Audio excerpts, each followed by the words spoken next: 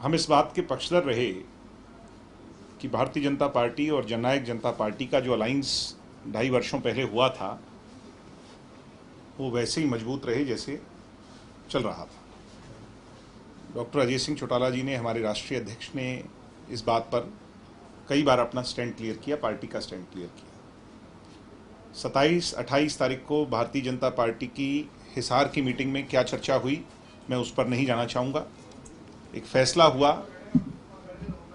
कि बीजेपी अलग जाएगी। ऐसी स्थिति में हमने भी अपनी तैयारी 46 सीटों पर शुरू कर। हालात, परिस्थितियां बदली, कांग्रेस बैकआउट कर गई और बहुत स्थानों पर बीजेपी और जेजेपी आमने सामने खड़ी नजर आ रही थी। एथिकली और मॉरली सरकार में जब दो लोग हिस्सेदार हों और वो आमने सामने खड़े नजर आएं, ये एक अच्छा संदेश कम से कम प्रदेश के लिए, प्रदेश के भविष्य के लिए, एक स्मूथ सरकार सेलिंग जो चल रही है उसके लिए नहीं देता। ऐसे में दोबारा दोनों पार्टियों के लीडर्स का संपर्क हुआ। दुष्यंत जी ने हमें संदेश दिया कि बीजेपी की स्टेट लीडरशिप से बात हम करें। जैसे ही हम यहाँ आए, तावड़े साहब, धनखड़ साहब और तमाम लोगों से हमारी खुल करके बातचीत हुई। 14 स्थानों पर भारतीय जनता पार्टी लड़ेगी। 4 जगह ऐसी हैं जहां जेजेपी अपने कोटे की सीट्स पर चुनाव लड़ेगी। बची हुई 28 सीटों में जहां हमारे एमएलएज हैं हम चुनाव लड़ेंगे, जहां बीजेपी के एमएलएज हैं वो चुनाव लड़ेंगे, जहां किसी के एमएलएज नहीं हैं यानी कांग्रेस के या निर्दलीय एमएलएज हैं वहां बिना सिंबल के चुनाव लड़ेंगे। इस बात पर फैसला हुआ। मैं पीछे की बातों पर ध्यान ना दे करके सिर्फ इतना कहूँगा कि ये हरियाणा प्रदेश के विकास की गति को बढ़ाने के लिए एक ठीक फैसला, सुखद फैसला और सही समय पर चुनाव की फाइनल डेट्स उससे होने से पहले ही ले लिया। जो आपको कल भी नरवाना, टोहाना और मंडी डवाली टोहाना और नरवाना हमारी एमएलएज की सीट है। इसके अलावा नगर परिषद में हमारी कोई एमएलए की सीट नहीं आती थी।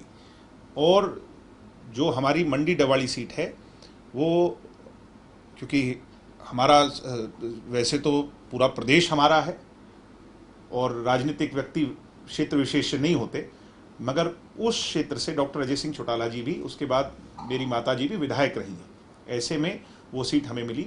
नूंह क्षेत्र में शुरू से चौधरी देवीलाल जी का प्यार, लगाव उस क्षेत्र विशेष से ज़्यादा रहा। आज दुष्यंत जी को भी वहाँ की जनता बहुत ज़्यादा चाहती है। ऐसे में बीजेपी और हम सब लोगों के बीच में अंडरस्टैंडिंग हुई कि नूंह पे भी हम लड़ेंगे। इसको लेकर पहले बातचीत नहीं हुई थी पार्टी को लेकर कि अभी जो मौजूदा विधायक है और जहां से अजय जी और पहले अभी समय मैडम चुनाव लड़ी थी, इसको लेकर कोई पहले बातचीत हुई हो? अब दोबारा इन्हीं बातचीत कल हुई, कल उस पर फैसला हो। अब ऑलरेडी जो आपने कैंडिडेट्स अनाउंस कर दिए हैं, कई जगह आप लोगों ने 2 सूचियां, कहीं रोल बैक करना पड़ेगा, वो हमारे अपने लोग हैं। निश्चित तौर पर जब चुनाव लड़ने की घोषणा हो जाए और फिर रोल बैक करना पड़े तो थोड़ा सा एम्बैरेसिंग होता है, मगर क्योंकि वो हमारे लोग हैं हम उनको मना मत। और जिन सीट्स पर आप लड़ रहे हैं उन सीट्स पर वही कैंडिडेट्स रहेंगे क्योंकि उनमें से भी 2-3 जगहों पर अनाउंस हो चुके हैं। टोहाना में मैं आपका प्रश्न समझ नहीं पाया जी। जैसे 18 जो नाम अनाउंस आप लोगों ने पहले किए थे, अब 4 सीटें आपके हिस्से में आई हैं, तो 18 में से 4 लोग वही रहेंगे या उनको भी चेंज? नहीं, 4 में से तो शायद एक ही आदमी अनाउंस हुआ था कल तक। बाकी 3 2 हुए थे, 2 हुए थे, 2 रह गए थे। जो 2 अनाउंस हो गए तो उसमें तो मेरे हिसाब से कोई स्थिति नहीं बदली। और पालिकाओं के कब तक सर कैंडिडेट्स हैं वो डिक्लेयर होंगे? हमने कुछ नॉमिनेशन, जैसे हमारे बरवाला का था, 1-2 नॉमिनेशन और हैं जहां हमारे विधायक हैं वो भर चुके हैं और बाकी शेष तो कल अंतिम दिन है। सर, कांग्रेस को जो स्थिति फिलहाल चल रही है, जिस तरह से उनके विधायकों को कैद किया हुआ है, आपको याद होगा कि राहुल गांधी इटली गए, फिर राहुल गांधी लंदन चले गए, फिर राहुल गांधी पीछे नेपाल भी चले गए। कांग्रेस के, आपको जब कांग्रेस से जुड़ने का मौका मिलता है तो एक वोकेशनल लाइफ हो जाती है। कांग्रेस के एमएलएज भी वोकेशन पे हैं और लंबी छुट्टियां पूरे प्रदेश को छोड़ करके बिता रहे हैं। अब वो कैसे चुनाव लड़ लेंगे?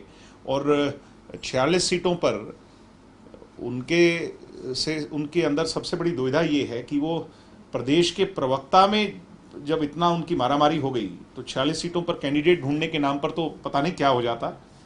तो ऐसे में उनको वोकेशन पर राहुल गांधी जी ने भेज दिया। कुलदीप बिश्नोई का बयान आया है सर आज, वो कह रहे हैं कि पार्टी के जो तमाम जो एमएलए हैं कांग्रेस के, वो अंतरात्मा की आवाज सुनकर वोटिंग करेंगे और वहीं राज्यसभा को सुरजेवाला की बात करें, राजस्थान की बात करें तो मैं कुलदीप जी पर टिप्पणी नहीं करूंगा, ना किसी व्यक्ति विशेष पर करूंगा। मुझे ऐसा लगता है, वैसे मैं कोई ज्योतिष पंडित तो नहीं हूं, मगर 10 तारीख को जब मतपेटियां खुलेंगी राज्यसभा की, तो 4 या 5 वोट से कांग्रेस पार्टी ये चुनाव हार जाएगी। सर, निर्दलीय उम्मीदवार जो है राज्यसभा के लिए जो कैंडिडेट है, उन्हें जेजेपी ने भी खुला समर्थन जो है जी, दिया है। जी। क्या लगता है उनकी मतलब विजय होगी? क्योंकि अगर तो कांग्रेस के 30 एमएलए उधर वोट करते हैं तो कहीं ना कहीं मतलब किसी राजनीतिक गणित तो ये कहता है कि 9 भारतीय जनता पार्टी के, 10 हमारे 19, और उसके बाद शेष बचे हुए निर्दलीय और कुछ अन्य दलों के लोग।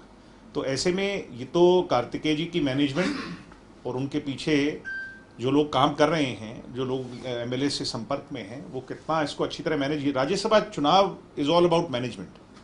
2016 वाला इतिहास दोहराया जाएगा, आपको लगता है ऐसा? मुझे ये भी शक है कि भूपेंद्र सिंह हुड्डा जी भी कार्तिकेय जी के पक्ष में वोट डालेंगे।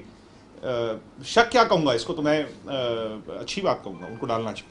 सर, जिस तरीके से निर्दलीय विधायक बलराज कुंडू हैं, उसको लेकर क्या कुछ गणित समीकरण? बलराज कुंडू जी भी मैं उम्मीद करता हूं अपने स्टेट के आदमी को वोट देंगे, बाहर के आदमी को, जो हरियाणा में कभी कोई उनका संघर्ष नहीं रहा, कभी कोई प्रयास नहीं रहा। अजय माकन जी वैसे अच्छे आदमी हैं, नेक आदमी हैं, मगर उनको वोट देने का, क्योंकि उन्हें तो फिर दिल्ली चले जाना। एक आदमी हरियाणा का है, हरियाणा में काम करे। दिग्विजय जी, इससे कोई फर्क पड़ेगा जिस तरीके से अभी कांग्रेस के विधायक सभी छत्तीसगढ़ शिफ्ट कर दिए गए उनकी तरफ से, एक क्रॉस वोटिंग ना हो या कैंसिल ना हो वोट, इस तरीके से एक रणनीति जो कांग्रेस की है, आपको क्या लगता है कितनी कारगर इसमें हो सकती है राज्यसभा? और कांग्रेस की तरफ से पता नहीं आपको ऐसा क्यों लग रहा है कि कांग्रेस इस पे कोई रणनीति बना रही है। वो तो छुट्टियां मना रहे हैं। कांग्रेस की तरफ से तो ये कहा जा रहा है कि वर्कशॉप लगाई गई तमाम विधायकों को। छुट्टियां? ऐसा नहीं सर, उनको आप- विश्वास ही नहीं है अपने विधायकों पर। ये भी बड़ी अजीब बात है कि अगर उनको विश्वास नहीं है, अगर मेरी बात झूठ है और आपकी बात सच है, तो भी बड़ी हास्यास्पद सी बात है। सर, अगर इनेलो विधायक अभय सिंह चौटाला की बात करें तो उनका क्या कुछ समीकरण? मैं अभय सिंह जी का जवाब कैसे दे सकता हूं, तो वो स्वयं देंगे। आप अभय, समर्थन दे रहे हैं, आप निर्दलीय विधायक को? दो अलग स्थिति है। हम कार्तिकेय जी को समर्थन दे रहे हैं, क्या कार्तिकेय जी उनसे समर्थन ले पा रहे हैं, इसका जवाब मेरे अलहदा कार्तिकेय जी बेहतर दे पाएंगे। ठीक है sir, thank you. Thank you. हमसे जुड़े रहने के लिए हमारे YouTube चैनल को सब्सक्राइब करें और नई वीडियो की नोटिफिकेशन के लिए बेल आइकॉन को दबाएं। अगर आप ये वीडियो Facebook पर देख रहे हैं तो लाइक जरूर करें और ज्यादा से ज्यादा शेयर करें। धन्यवाद।